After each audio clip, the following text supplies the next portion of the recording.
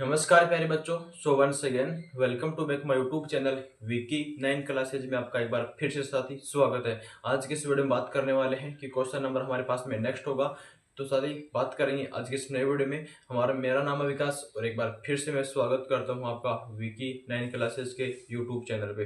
तो यहाँ पे देखो क्वेश्चन नंबर हमारे पास में दे रखा है। क्वेश्चन नंबर 3 में बोला है कि निम्नलिखित संख्याओं को p बटा q के रूप में व्यक्त कीजिए जहां p तथा q पूर्णांक है और q का मान नॉट इक्वल टू जीरो। तो 1% हमने पहले कर लिया है, अभी 2% और बचे हैं कि यहाँ पे दे रखा है 0.47 पे बार दे रखा है, यहाँ पे दे रखा है 0.001 पे बार है। तो सबसे पहले क्वेश्चन नंबर 2 को सोल्व कर दें। क्वेश्चन नंबर 2 में हमारे पास में यहाँ पर दे रखा है कि 0.47 पे बार है। तो हमारे पास में एक संख्या पे बार है, तो सबसे पहले इसको लेट कर लेते हैं कि इसको मानना पड़ेगा कि मान लो कि लेट बराबर हमारे पास में क्या आएगा, अक्ष बराबर ये होगा कि 0.47 इस पे बार दे रखा है, तो हमारे पास में ये बन गया। अभी आपको पता होगा कि ये अक्ष बराबर हमारे पास में देखो क्या बनेगा, क्योंकि यहाँ पे 0.4 आ रहा है, 7 पे बार आ रहा है, मतलब क्या लिख सकते हैं कि 7 7 7, ये आपके पास में बार बार चलता जाएगा। इसको बोल दो कि समीकरण नंबर हमारे पास में क्या बन गया। अभी देखो कि एक संख्या पे बार आ रहा है तो आपको दोनों पक्षों में 10 से मल्टीप्लाई करना पड़ेगा। यहाँ पर क्या लिखेंगे कि दोनों पक्षों में अगर एक संख्या पे बार आएगा तो दोनों पक्षों में आपको 10 से गुणा करना पड़ेगा। तो मैंने यहाँ पर लिखा कि दोनों पक्षों में 10 से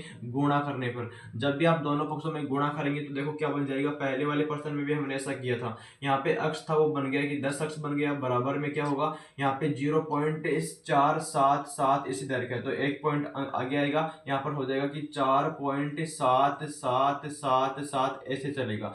अब देखो कि आपके पास में ये संख्या बनती जा रही है, हम क्या करेंगे, इसका टुकड़ा करेंगे, इसको स्प्लिट करेंगे, यानी इसको अलग अलग बनाएंगे। तो यहाँ पर देखो क्या बनेगा कि एक बार हमने यहाँ पर क्या लिखा, देखो कि 4 पॉइंट, इसको हमने लिखा कि 4 पॉइंट, यहाँ पर हमारे पास में इसको हमने लिखा कि 3, और इसके अंदर आप देखो कि आप ऐसा लिख दो कि 4 यानी कि 0 पॉइंट हमारे पास में यहाँ पर क्या बनेगा कि 4 बन जाएगा, और यहाँ पे आगे जो 7 7 7 7 ऐसे चलता हुआ जाएगा। मतलब 4.7 था, उसके हमने टुकड़े बनाए। पहले मैंने लिखा 4.3 लिखा, अब 0.4 यहाँ पे आएगा तो जोड़ेगा तो 0.7 होगा, लेकिन आगे वाला 7 7 फिर से चलता हुआ चला जाएगा। अब देखो कि समीकरण नंबर 1 से कि 0.477 ऐसे आगे चलता जा रहा है, ये वाला वैल्यू यहाँ पे बन रहा है। तो समीकरण नंबर 1 से देखो यहाँ पर लिख दो इसमें कि समीकरण नंबर 1 से यहाँ पर क्या करेंगे, यहाँ पर हमारे पास में बन जाएगा कि 10 अक्ष बराबर देखो क्या हो जाएगा, ये 4.3 तो हमारे पास में पहले बन रहा है, प्लस का यहाँ पे क्या बन जाएगा, इस वाले का वैल्यू पूरे का अक्ष बन गया। इस अक्ष को आप इधर लाएंगे तो यहाँ पर क्या बन जाएगा, 10 अक्ष बनेगा, उसमें से माइनस कर दो तो अक्ष हो गया,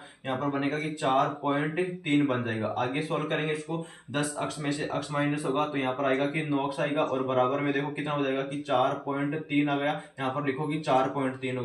अक्ष का वैल्यू निकालेंगे तो अक्ष बराबर है हमारे पास में क्या आएगा, यहाँ पर बनेगा कि 4.3 आएगा, और बट्टे में 9 से डिवाइड कर देंगे, यहाँ पर आ गया बट्टे में 9।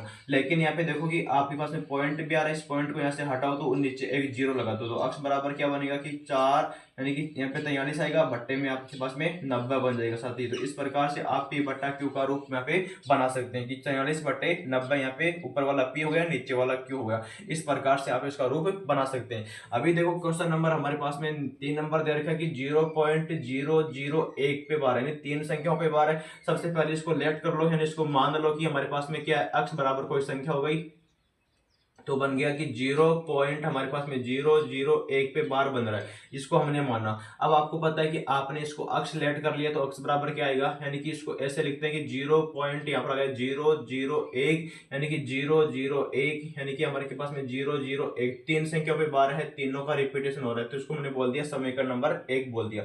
अब 3 संख्याओं पे बार आ रहा है तो आपको पता होगा कि इसको कितने से गुणा करेंगे। यहाँ पे एक संख्या पे बार था तो 10 से गुणा करा, अगर 2 संख्या पे बार होगा तो 100 से गुणा करेंगे, 3 संख्या पे बार होगा तो हमारे पास में 1000 से मल्टीप्लाई होगा। तो यहाँ पर लिखेंगे कि दोनों पक्षों में करना होगा 2000 से गुणा। तो यहाँ पे लिखो दोनों पक्षों में 1000 से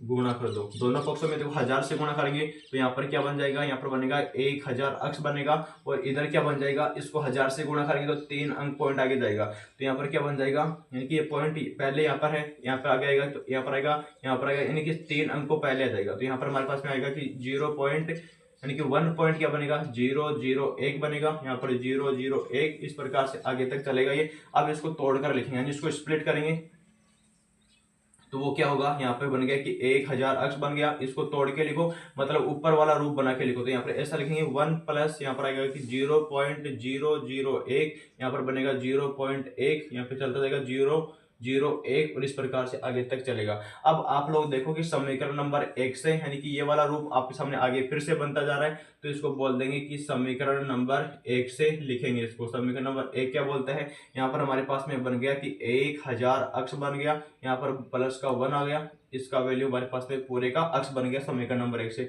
इसको इधर लेकर आओ तो क्या बन जाएगा, 1000 अक्ष में से अक्ष माइनस होगा, तो यहाँ पर हमारे पास में आएगा 999 अक्ष हो गया, बराबर में 1 हो गया। अक्ष का वैल्यू निकालेंगे तो क्या आएगा, 1/999 आ जाएगा। तो इस प्रकार से आप लोग इस अक्ष का वैल्यू कैलकुलेट कर सकते हैं। P बट्टा Q का रूप कैसे निकालेंगे, तो ऊपर वाला P का वैल्यू हो गया, नीचे वाला Q का वैल्यू, इस तरीके से निकाल सकते हैं। दोनों पर्सन को मैंने बेहतरीन तरीके से आप तक डिलीवर कर दिया। तो इस प्रकार से आप लोग निकालेंगे और पर्सन आपके दोनों सॉल्व हो चुके। पहला पर्सन मैंने आपको पहले ही करवा दिया था। Thank you so much, love you all.